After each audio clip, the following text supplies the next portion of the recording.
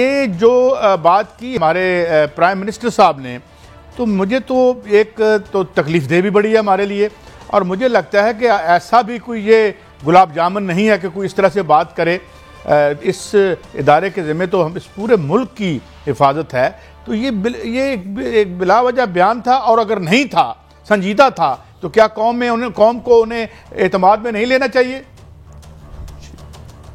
हमारा राब्ता कुछ मुनक़ता हुआ है।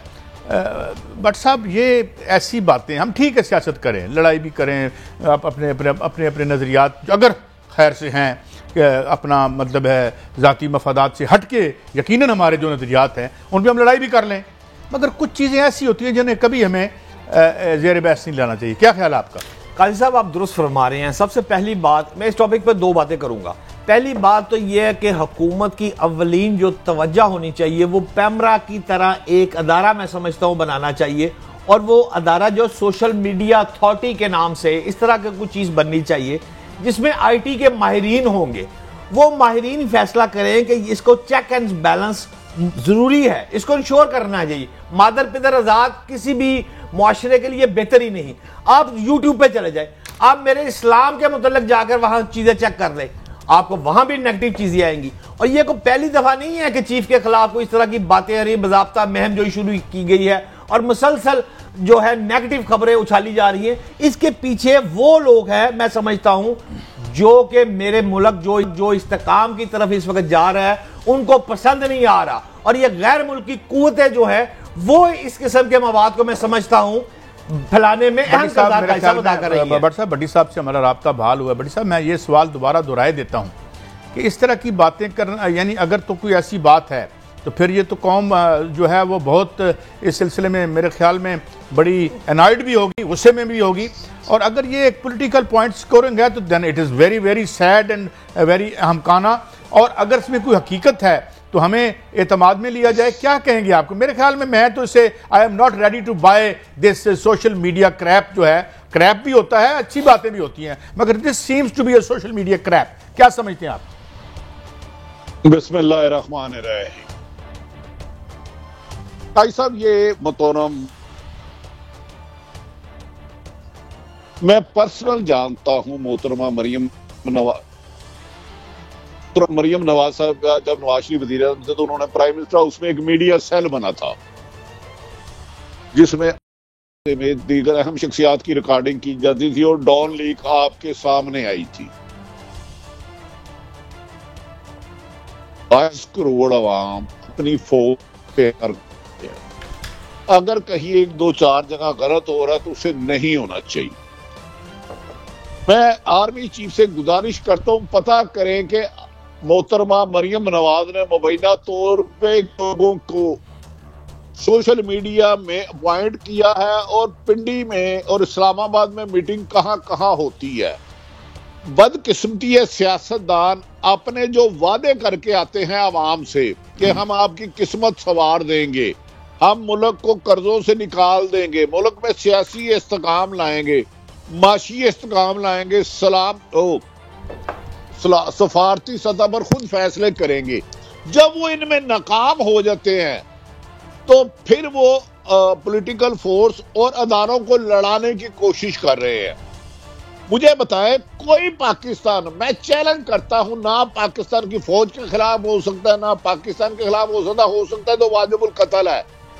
लेकिन मैं मियां नवाज शरीफ साहब से, शहबाज शरीफ से अदब से कहता हूं, जरा पता तो करें, मरियम औरंगजेब मेरी बहन है, वो वजीर इत्तलात में कर क्या रही हैं, कौन कौन से फेक अकाउंट मुबैना तौर पर काम कर रहे हैं, और अदारों को और सहाफियों को लड़ाने के लिए गलत मैसेज दी जा रही है।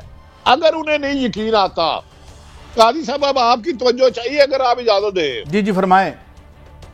सिर्फ मेरी एक गुजारिश है, नहायत काबिल एहतराम शहबाज शरीफ साहब जब वजीर आज़म बने तो 1 महीना पहले मेरी उनसे 1 घंटा मुलाकात हुई। पीडीएम के जलसों के दौरान जो एस्टेब्लिशमेंट के बारे में जुबान इस्तेमाल की गई, नारे लगाई गई, तकरीरें लगा दी, वो दोबारा लगा दे पीटीवी पे। मैं वजीर आज़म को दोनों हाथों से सलूट करूंगा। भाई ये मत छोड़ो, आप 15 महीने एक जमात को खत्म करने की कोशिश कर रहे हो, वो आपसे नहीं हो पा रही। आपने वादा किया था कि 6 महीने में आटा सस्ता कर दूंगा, मुल्क की इकॉनमी बेहतरी कर दूंगा, वो आपसे नहीं हो पा रही। तो खुदा का वास्ता है, इस कौम को आपस में लड़ाओ ना, इसमें प्यार बांटो, मोहब्बत बांटो। जबर से, जुल्म से, सितम से हुकूमतों पे तो कब्जा हुआ जा सकता है, दिलों को तब्दील नहीं किया जा सकता।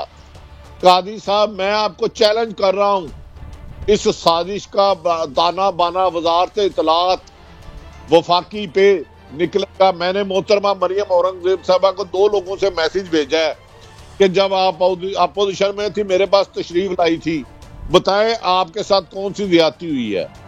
तो अब ये देखें, प्राइम मिनिस्टर को चाहिए कि मौलाना फजलुर रहमान को बनाएं। जो इन्होंने कहा था पेट्रोल 150 पे लाऊंगा, उसको लाएं।